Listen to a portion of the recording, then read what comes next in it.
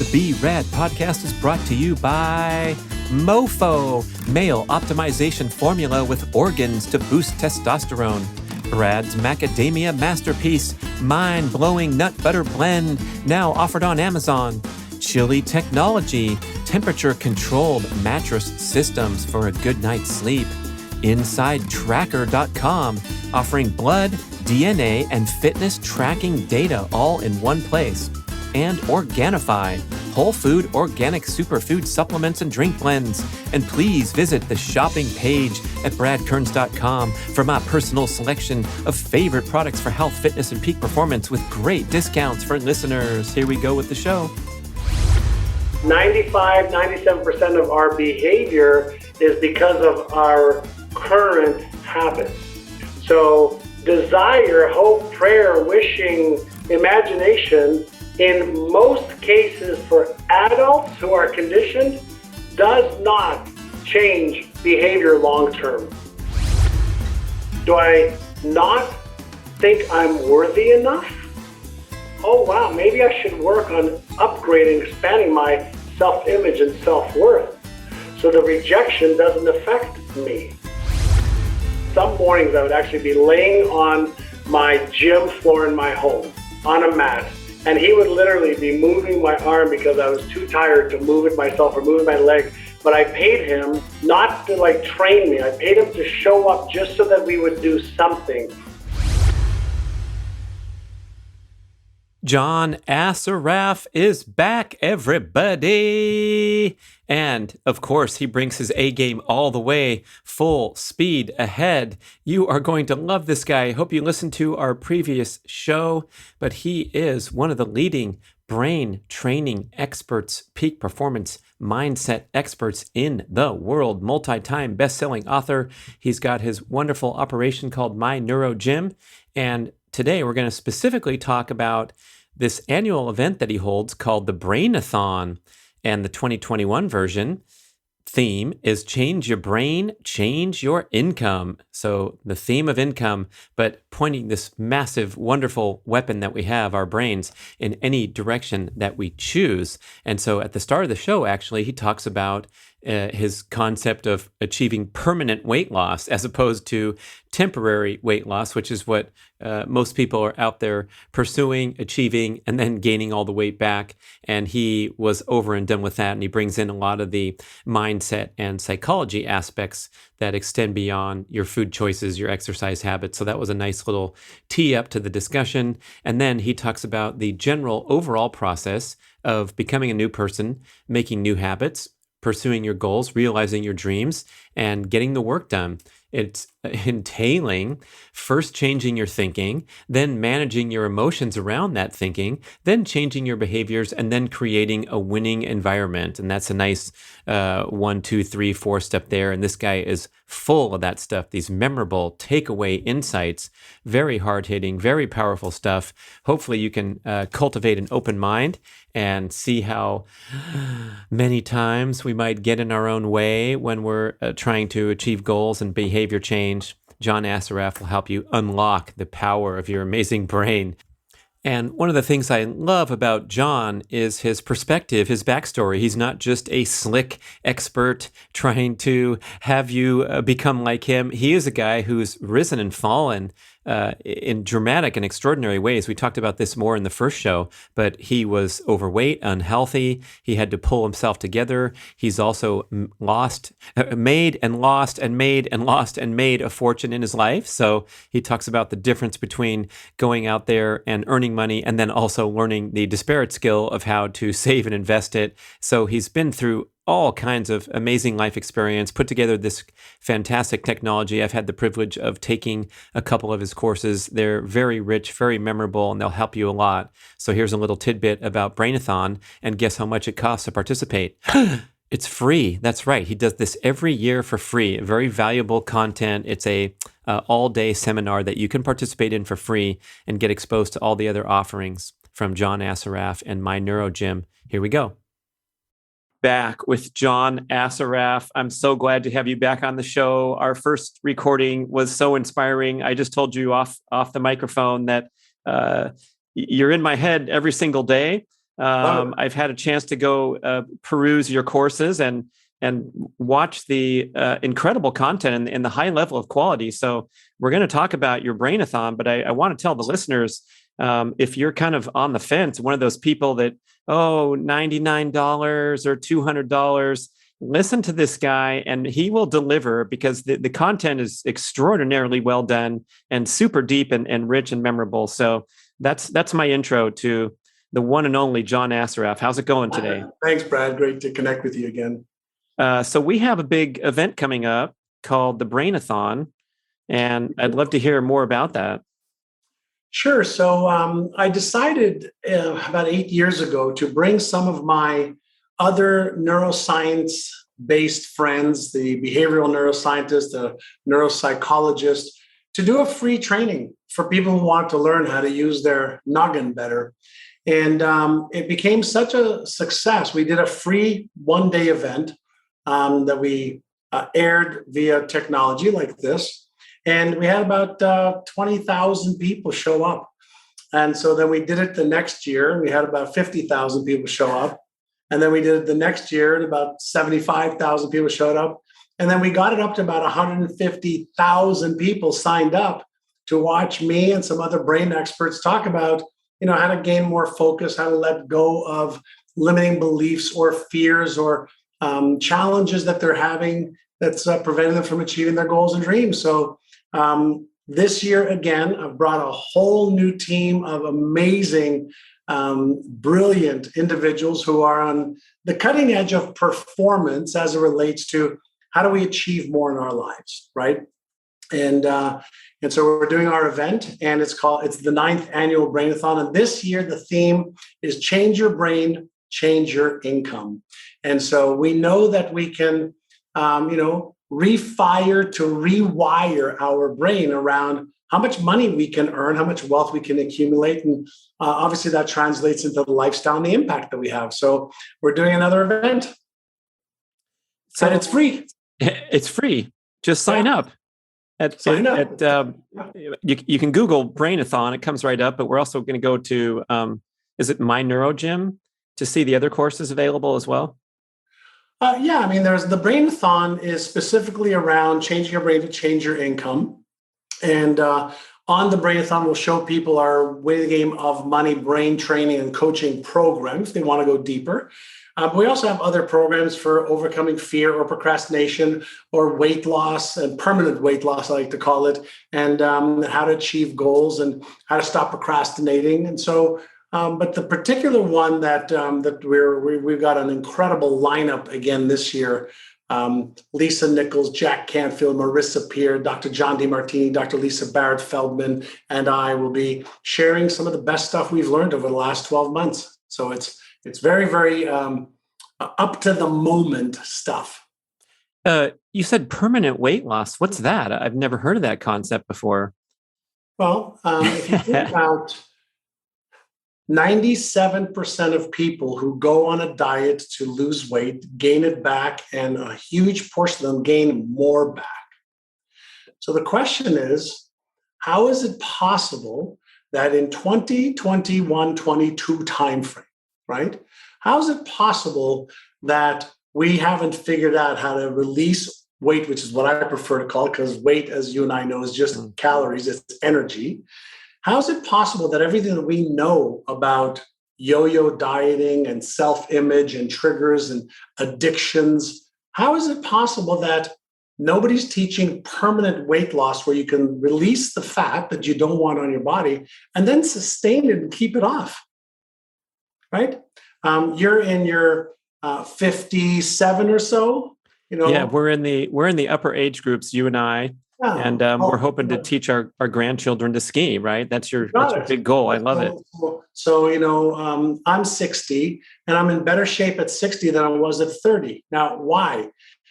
In between that time at 48, I was 243 pounds, 33% body fat, fatty liver, borderline hypertensive, and all of the markers for borderline diabetes, and everything was going the wrong way. And the question is, how come? And the answer is because I just was addicted to a certain lifestyle and behavior that fostered that result. And so when I looked into how is it possible that I went, for example, go on a diet and exercise and I'd lose 10, 15, 20 pounds, and then I'd gain it back.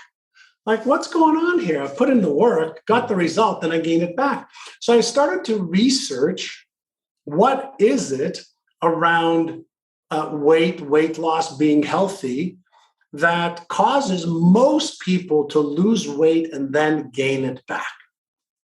And I discovered a whole bunch of stuff as a behavioral neuroscience researcher. I discovered a whole bunch of stuff, circuits that were turning on or off in my brain and in everybody's brain, because every brain functionally works the same like a computer in a car. I figured that there were certain things, mechanisms, and triggers that activated certain neurochemicals. And some of them were helping me release the weight, but others made it hard to release weight. And certain behaviors, obviously, of course. And then I had to get into the science of habit change, right? And most people, since we're talking about weight, most people lose weight either for a reason or a season. And I decided to figure out, how do I release the weight that I no longer want in my body? And how do I sustain it for a lifetime so that I can get healthier and healthier and healthier as I get older? So that I can ski with my children and teach my grandkids how to, board or ski when I had grandchildren. And so the focus was different. It wasn't on a diet. It was a very holistic look at the neuromechanics of changing habits, whether it was sleep habits, food habits, exercise habits, stress habits. And when I put a few of them together, I figured out a way that I can release weight and keep it off. And I've been at my ideal weight now for 12 years. And I'm getting better now. I'm actually getting better and better and better and better and better shape as I get older. And I've got probably the best physique I've ever had in my life, even compared to my 20s. Incredible. And I like how you convey it as a comprehensive approach, because the sleep, the exercise, all these things have to be in place. Otherwise, especially in modern life, just to stay with the weight loss question for a moment, we're going to get roped in by the powerful marketing forces that want us to stay addicted to these hyperpalatable processed foods.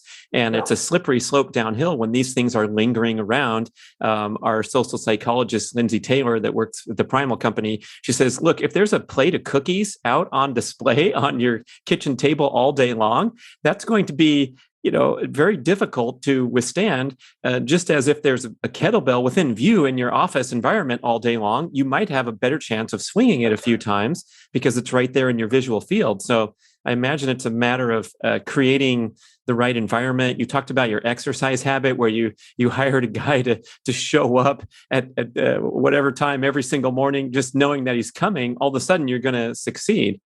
And what's interesting, Brad, is as I'm thinking about that, I remember some mornings I dealt with severe sleep apnea and didn't know it at the time. And some mornings I would actually be laying on my gym floor in my home on a mat.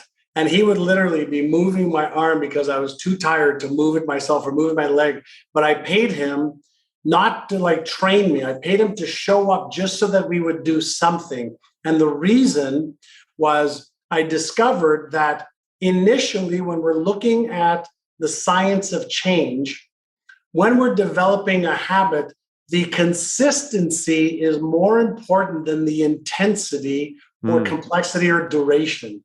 So even though I was exhausted, I just wanted to go through the motions to develop the habit and the identity that I am an exerciser. And when my, I don't feel like it neuromuscle was activated, I didn't have the ability to have that as an excuse because he was there. Because many mornings, if it was up to me and my own discipline, many mornings I would be like, hey, Ari, I'm too tired. I exercise no matter what, a little bit, even if somebody was exercising me. So consistency being more important than intensity At first. at first. And I think especially because I think a lot of us hit a roadblock when we're taking on these super ambitious challenges, and maybe they're too daunting. And that's when we fall off because we have an all or nothing thinking, especially with dieting and who knows what else. And I like how you mentioned that we want to take these incremental steps that are doable and sustainable, succeed, celebrate, and then leverage that success to continue with more aspirations. Sure. So, I mean, imagine that you had a computer in front of you, and imagine every time you wanted the computer to do something, it would do it or not do it based on the workload. And if the workload was big, you would say, I can't do it right now. I'm busy doing other stuff. But if the workload was little, it could say, okay, I could do that. Well, you and I have the most advanced $100 billion biocomputer. We don't even own a mortgage on it, right? We own it. And its number one responsibility, number one, safety and survival. Number two, avoidance of pain or discomfort. But number three, to make sure it does number one and two, all right, is the use of energy. And it is an energy miser. So it does not want to use glucose. It does not want to let go of this resource, okay, easily. So if something requires a workload, it's like, oh my God, what if I have to run away because of the saber-toothed tiger type of thing? And so we need to understand how to work with our brain instead of against it. And most people just have never learned the process. When we talk, for example, about, is it possible to double your income or triple your income in 12 months? Of course it is. There are people doing it all over the place. But if you've got a habit of earning a certain amount and you're in a comfort zone of that amount, even if you're miserable, and in order to earn 2 or 3 times, you have to change some of your habits. You have to change some of your thinking. You have to change your emotional control abilities and skills. It's like, I prefer to master disappointment versus mastering change, because disappointment is something I already know how to do. So when we're dealing with the neuroscience of this, it doesn't matter if we're looking to make more money, get away from a relationship we're not happy in, ask for a raise, start a business, write a book, learn a new skill. Our brain is consistently looking at what is the cognitive load and the metabolic expenditure for that. And if there's any risk of failure, now it's like, oh my God, I'm gonna try and fail, and therefore I'm gonna be disappointed anyway. I'm gonna maybe be embarrassed or ashamed or ridiculed or judged or rejected. Like, why the hell do I want to do that? So now the capital expenditure not only is around glucose, which is what our brain is regulating, and obviously all the other salts and neurochemicals, but now there's a chance that my self-worth and identity are going to be challenged as well. So like, you know what? Let me watch a Netflix movie. Oh, my friend's going to meet at the bar. Oh, let's do that. I'll come back to this later. Now, what allows us to make advancements is to increase our level of awareness of here is what's happening, right? And then come up with counter strategies for when this happens, right? So if I said to you, hey, you want to get in shape, great. You're going to need to, let's just focus on the proper nutrition and proper, beginner exercises. And if I just left you at that, you'd have to figure it out. But if I said, okay, proper nutrition, and here's what you're going to have for breakfast, here's your snack, here's your lunch, here's your dinner, okay? And here is the exercise regimen. And when you are hungry, if you are hungry, eat this and do this. And when you don't feel like exercising, do this instead of that. And after you exercise, you might be a little bit sore. So take this, okay? Now, if I give you an easy framework to follow and give you some of the support, it makes the change easier. Not easy, but makes the change easier. Why? Because I have set you up to succeed. I've set you up to not have to win. All of that stuff, right? Then we take the cognitive load that cheaper. And then if I pre-frame, we call it, if I let you know what the experience is going to be like, and I get you to pre-commit to overcoming the challenges before you even have them, now I've created a map or an experience of something that you are going to experience. So most people are just ill-equipped with the right process for change. It's not that they can't, they just don't know how to. And then you try to use willpower, which becomes very, very weak as a neuromuscle by 3-4 o'clock every day. I like that analogy of the map where you could be looking at your route, driving over the Colorado Rockies and describing how tough these mountains are going to be on your car engine and get ready. And then it gets really cold up there and you're going to have this challenge and that challenge. But when you see it in front of you, oh my gosh, it's so much more comfortable to go and take on the challenge. That's right. Yeah. So, when we're talking about, change your brain, change your income.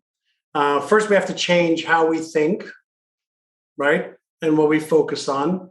Then what we've got to do is understand how to manage the emotions during change. And then we need to know what are the right behaviors. So we're not wasting time figuring it out. And then if we get ourselves in the right environment that fosters growth, boom, that makes it easier and it happens faster. Change your thinking, manage your emotions, put the right behaviors in place, and create the right environment. Simple as that. And that's what that gives you is predictable results. Right.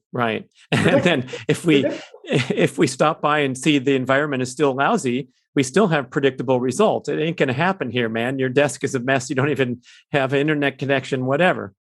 Yeah. So most people are focusing on the result versus the process. I focus on process that creates predictability. So help me out here a little, John. I've had some experiences where as soon as I even open my mouth to mention your name and our great show and these amazing insights that he provided, and even the idea of doubling and tripling your income, often one experiences immediate pushback. For example, with the income theme. Hey, I'm already burdened with my 47 hours a week job and I'm exhausted when I get home. How the heck can I even dream of something or take the first step? So I'm wondering, when you experience a little resistance, I know I asked you this question about your kids and you had a great answer that, you can't force them to be someone who they aren't. But if you're feeling maybe some partial interest and partial resistance, how would you address that? Sure. So the natural reaction of our brain when we are outside of our comfort zone is resistance. Okay. So think of a rubber band, right? If we take a rubber band and we stretch it, we feel resistant. That's what it's supposed to do. So whenever we feel resistance, instead of allowing the resistance to control us, why not ask, why is the resistance here and not here? Like, what is causing the resistance? The resistance is an effect, right? So think about resistance as stress, right? Resistance is a form of stress. Now, what is stress? Stress is simply when the demand exceeds my current capacity. So the resistance we feel is when we are getting to the edges, okay, of our mental or emotional or financial or physical edges. So the resistance isn't the problem. The question should be, why is the resistance there? And is there a way to expand me so that I don't meet the same resistance points. Right. The obvious example of getting fitter, where now you can pedal a bicycle for 30 minutes, no problem. And 6 months ago, it was 7 minutes, you were out of breath. Yeah, walking was hard, right? And so the key to understand, resistance is a signal just as fear is. So I don't know if I shared this the last time we talked, but imagine you're driving your car, right? And the light pops up on your dash. Have you ever taken a hammer to hit the light? Not to date. No, I'm tempted to. Why would I do that? Right. It's actually there to say, hey, you're low on air in your front right tire, or you left a trunk open, the back window's open, you're getting out of the car, so it's beeping. Oh, thank you. Resistance. Oh, thank you. What's causing this resistance that I need to move so that I can have more capacity? Right? So there's nothing wrong with fear. There's nothing wrong with resistance. There's nothing wrong with stress, right? There's nothing wrong with anxiety. There's nothing wrong with any of the signals that our brain sends out for us to feel something. Now, certain feelings, right, are constructive, positive, and move us forward. And other feelings, may put the brakes on and cause us to retreat, right, back into safety. So the question is, why? Like, am I not taking action because I'm afraid of being rejected? What's causing that to trigger? Like, what's causing that to trigger? Do I not think I'm worthy enough? Oh, wow, maybe I should work on upgrading, expanding my self-image and self-worth so the rejection doesn't affect me. Yeah. Right? If I'm afraid of taking action, why? Oh, because I'm afraid of failing. Why?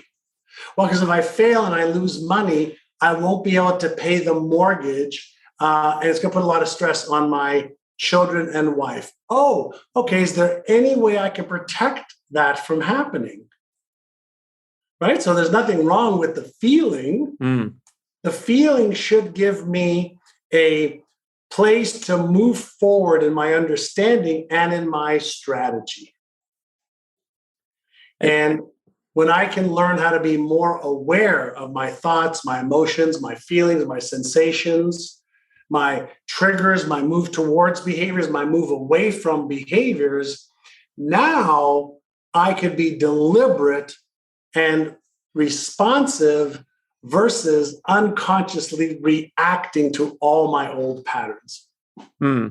So becoming conscious and aware. We hear so much about the subconscious programming that occurred in our youth, and then we carry it with us, and we act out these patterns. Maybe we feel undeserving of wealth and abundance because of whatever program message we have, and it's tough to unwind some of those. I would acknowledge, but once we become aware of them, it seems like an excellent first step to say, hey, is this really serving me?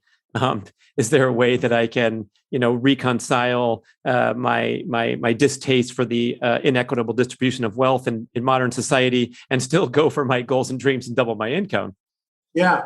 While you were talking, I was listening, but I was also going through a couple of calculations here on a piece of paper, because you said, what happens to the person who's working, 40 or 50 hours a week? Because I'm exhausted. I say, great. Well, let's say you're working 40 hours a week, and you're sleeping 50 hours a week. You still have 78 hours left a week. You could wait a second. That's got to be wrong, John. Hold on. 168. I know we have 168 in a week. Okay. 168 in a week. If you're working 40 and you're sleeping 50, you have 78 hours left.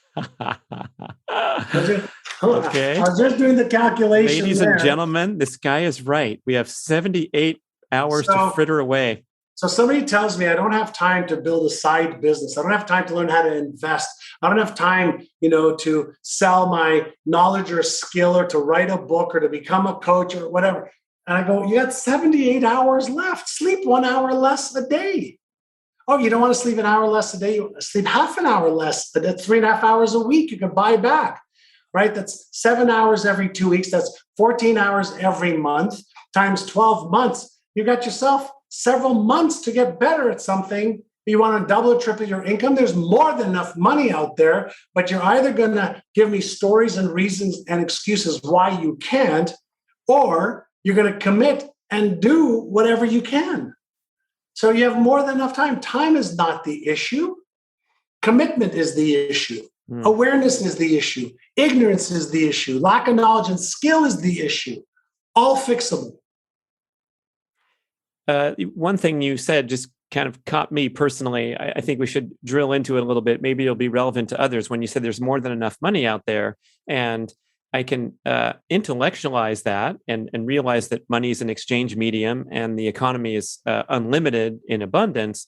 But I think a lot of times when, let's say we've lived on a budget for the greater part of our lives and felt these sensations of scarcity, credit card debt, and I know who I'm talking to here because your story is incredibly powerful, and that you've been there at the very high, fallen, lost everything, gotten it back. So maybe we could speak to that that money mindset and how we can kind of break free from this scarcity mindset about money, that if I invest $1,000 in my business, that also is going to be compromising my vacation or my whatever.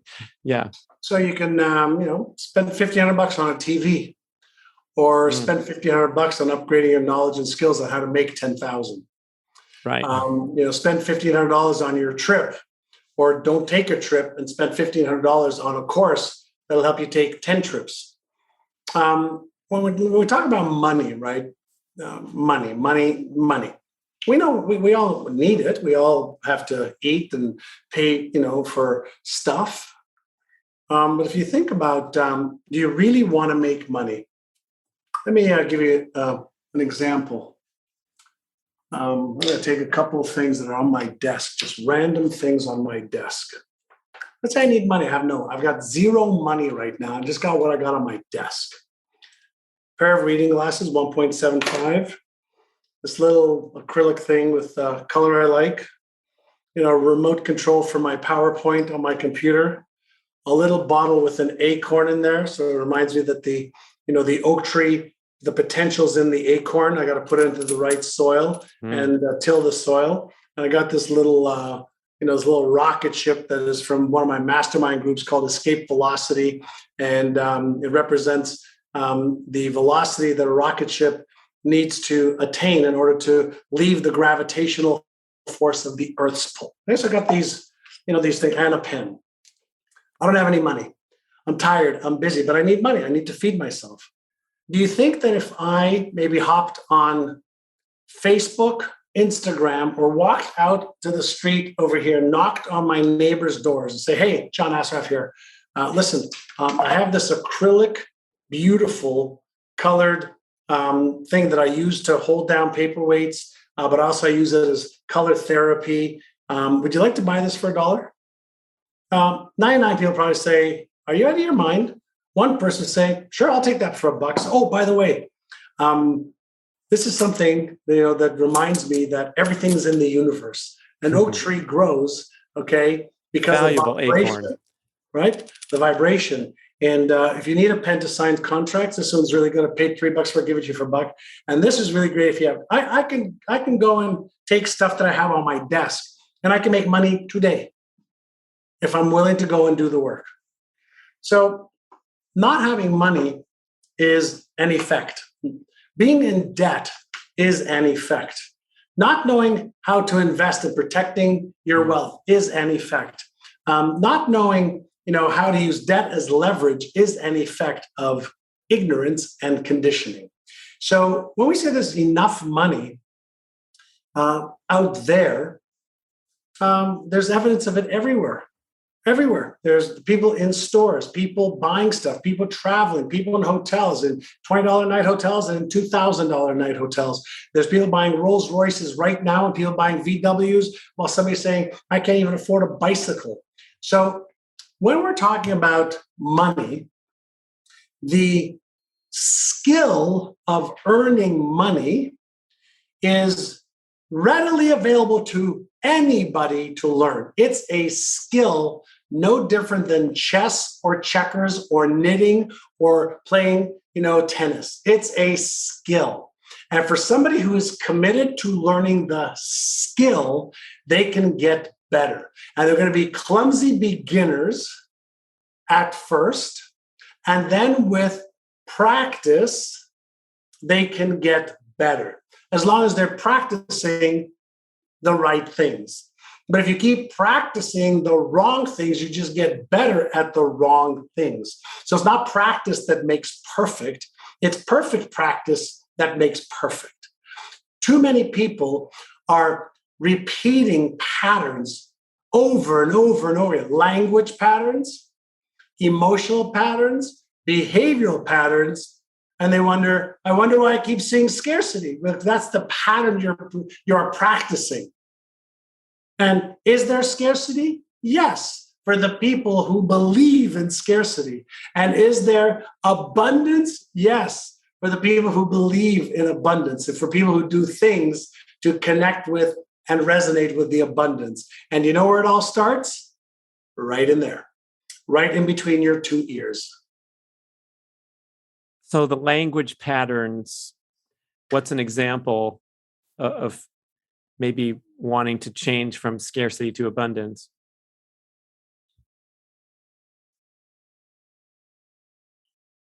So language patterns and what we say activate chemicals that cause us to feel a certain way. When our brain releases certain chemicals, we're either in a motivated state or unmotivated state, where we're moving towards trying to find, and finding what it is that we want or not. So self-talk is critical. Self-talk is critical. Why? Because every sentence that you speak releases the neurochemical associated with that sentence. So are you releasing the neurochemicals of scarcity? So if you say there's never enough, think about this. If you typed into your computer, okay, there's never enough memory in this computer, and that was an instruction for your computer to make that a reality, the computer would say, sorry, can't save this, not enough memory. What would you type into the computer? There's always more than enough, right? So what do you think our brain is? It's a bio-computer. Now, when we say there's always more than enough, and it's easy for me to find it, your brain says, okay, let me make that a reality. When you say there's never enough, I'm so tired of being in debt. Your brain says, okay, you just said what I am. Mm. Mm. So there's a part of our brain that is extremely literal. This goes for unspoken thoughts as well, I would imagine. Of course. Yeah, we have about 6,200 thoughts a day, according to the latest research. It's just come out, not 35,000 to 50,000. Hey, that sounds more reasonable. Okay, 6,200 people. Yeah. And most people's thoughts are limiting and negative. Most people's thoughts. So they're reinforcing limiting and negative thoughts more often than not. And so then the neural networks that cause us to see, think about this, right? In any given second, when your eyes are open, about 400 billion bits of information are coming in through your eyes. And yours and my brain deletes and distorts 99.999% of it.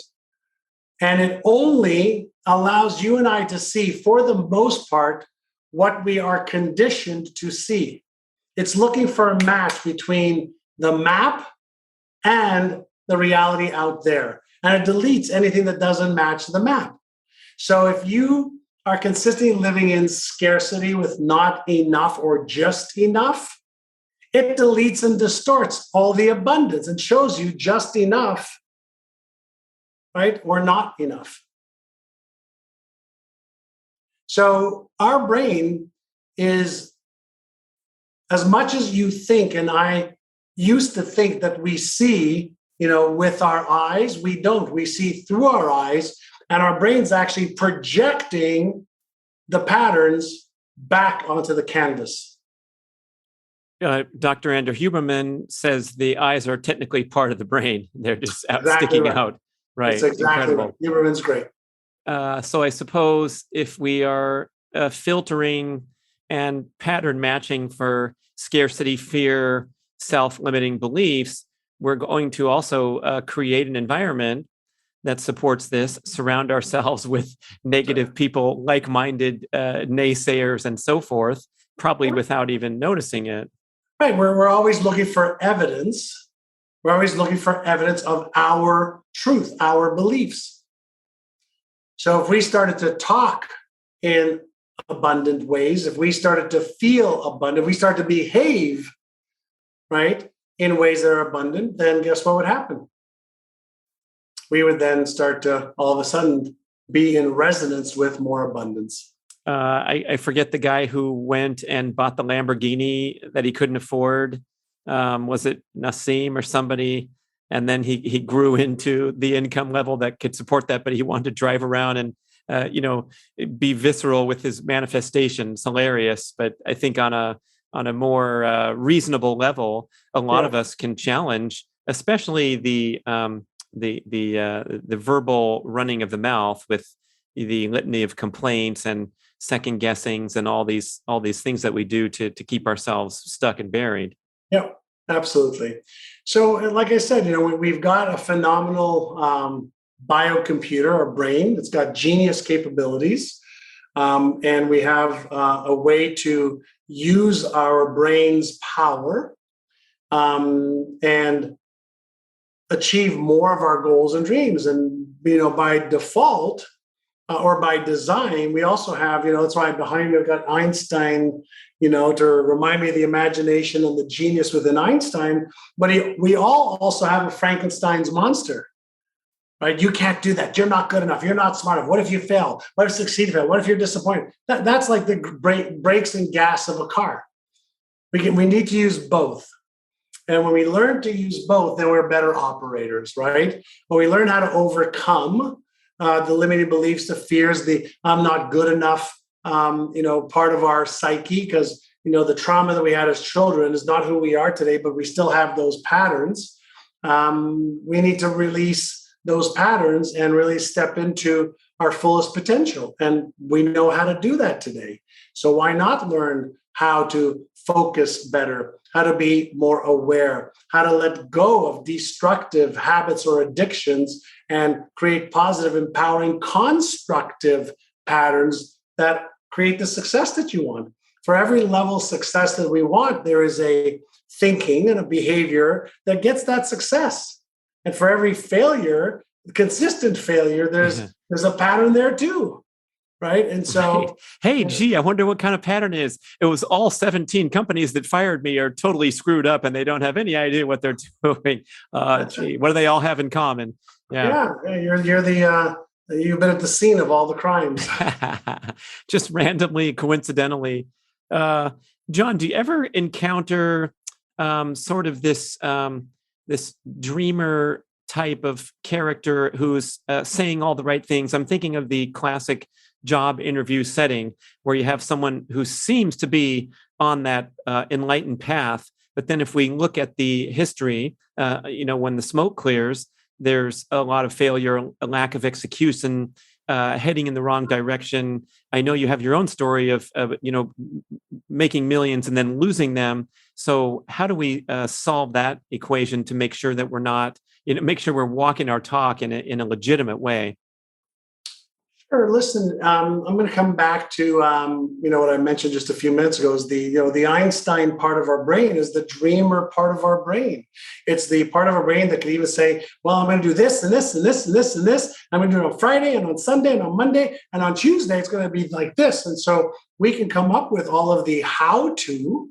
We can come up with what to. We can come up with why we want to. But behavior doesn't work that way, right? Behavior, 97% of our behavior is because of our current habits. So desire, hope, prayer, wishing, imagination, in most cases for adults who are conditioned, does not change behavior long term. So when I'm interviewing somebody, I want to know what they think, what they feel, what they say they can do. And then I have a very, very classic, line. That's show me. Show me. I could take a look at your physique. You could take a look at mine. You know whether I eat well and work out. You know. I could take a look at your bank account. You could take a look at my bank account. I know how well you're doing with money. I can invest a little bit of time with your significant other, and I can tell a lot about your relationship. Why? Because results don't lie. So I don't really pay much attention to what people tell me they can do. Everybody tells me they can do this or that. I pretty much base people on what they are doing. And sometimes we see parts of the package looking great, Yeah. but not the whole package. I'm okay with my physique, but my bank balance is subpar, and I'm wondering how I can leverage those skills that have contributed to fitness or whatever. There's a lot of people walking around with a lot of money, and they have lousy relationships or what have you. Yeah. So listen, life is, we're playing several different games simultaneously, right? Spiritual, emotional, mental, physical, financial, health, relationship, career, business, fun, and experiences. So we've got a variety of different games. And each one of those games that we're playing, we could be playing one game at the pro level, another game at the kindergarten level, right? We could have a great relationship with our spouse and a terrible relationship with our employees. We could be a leader at the YMCA, but a terrible leader at home, right? So the key in this game, it's like a big Rubik's cube that we're trying to solve the algorithm to get it just in proper flow and harmony. And it's a complex game. I get that, but even complex games, right? The Rubik's cube is complex. Okay, 2 by 2 is easier than this. Oh, is that real? You can twist that? Don't touch it. You'll never get it back. He's showing the world's most complex Rubik's Cube on the video, people. 18 hours to solve this one, 5 seconds to solve this, 6 seconds to solve this. So the point I want to make is once you understand the algorithms, right, the rules of engagement, and you have the skill and the desire, you can solve this if you really put your mind to it. Now, you can try and figure it out on your own, or you can find somebody who's a Rubik's Cube expert, and they'll show you how to solve this. Why? Because they've probably spent 10,000 hours solving it versus you trying to figure it out. So it's the same thing. Listen, it's the same thing for money. It's the same thing for health. It's the same thing for relationship. The how-to already exists. So it's not the how-to that's the problem. The real big problem, Brad, is the commitment to. Because if you are committed, nothing will stop you. If you are committed, if you are interested, nobody can help you. If you aren't interested. Well, if you're interested, you're just going to do what's easy and convenient. But if you're committed, you'll do whatever it takes. Right. And then we have to kind of check in the mirror and decide if we're truly committed or we just like to speak in these platitudes that, boy, I would love to double my income. And I'm taking this Brain-A-Thon course with John Assaraf. So I'm certain it will happen. Let me tell you even more about what I'm going to do. But yeah, the commitment's different. Yeah, listen, you want to get in shape. Great. You can write out your plan, set out your goals, have your vision. But then if you don't follow through with behavior, and then don't follow through when you don't feel like doing it, and don't follow through when there's challenges, and don't follow through until you achieve the goal, then you're interested. Yeah. There's almost no goal that we can't achieve if we are committed, almost. But in order to achieve big goals, we have to get good at achieving small goals. Because small goals require process. Big goals, require more complex, process in most cases. Right? So start with small goals, get your process right. Yeah. Maybe redirect it to other areas of life, like we talked about, where you're firing on all cylinders. Yeah. Love it. Yeah, absolutely. So what happens when we sign up for the Brain-A-Thon? Will we get an email reminder? And then what is the actual a-thon like? Are we going in a live manner? The Brain-A-Thon starts at 9 a.m. on Saturday. And you'll have the link for the brand new Brain-A-Thon. It's coming up, the virtual Brain-A-Thon. It's a virtual event. And it's going to be probably about 6 hours, 7 hours. We could easily charge $1,000 for it. We don't. We do it for free. And people could sign up for the Brain-A-Thon, come and show up, prepared to learn and apply, to chat, ask questions, share, and participate. And you can stay for an hour and a half. You can stay for all 6 hours. And as soon as you sign up, it's free. You'll get a reminder, and there'll be some videos that we send you as well at times, and some emails just to get you prepared. And then just hop on your computer, have a pen or paper handy or somewhere to type on and take notes and learn from these world-renowned experts. This year on the Brain-A-Thon, we've got Dr. Lisa Barrett-Feldman, one of the top neuroscientists in the world, Dr. John DeMartini, brilliant, Jack Canfield, who many people know from Chicken Soup for the Soul. He sold 500 million books. He's one of the thought leaders in personal development for 50 years. We've got Marissa Peer, who is one of the top teachers of hypnotherapy in the world, working with celebrities, athletes, CEOs, homemakers on getting rid of the mental and emotional junk that holds people back. We've got me teaching as well. We're going to have Nirka back from last year. And we also have Lisa Nichols, which many people know from the movie The Secret, but also she's going to be talking about how she built a multi-million-dollar empire, when she was broken and broke. Right. So how did she do it? And she is an amazing teacher. So we have all these teachers that are going to be investing in the people that are signing up for free to teach them. And so it doesn't cost anything, but it costs a lot if you don't show up. It's your loss, people. How can you say no to that? So, John, we'll provide you a link. Your energy is awesome. I so much appreciate connecting with you.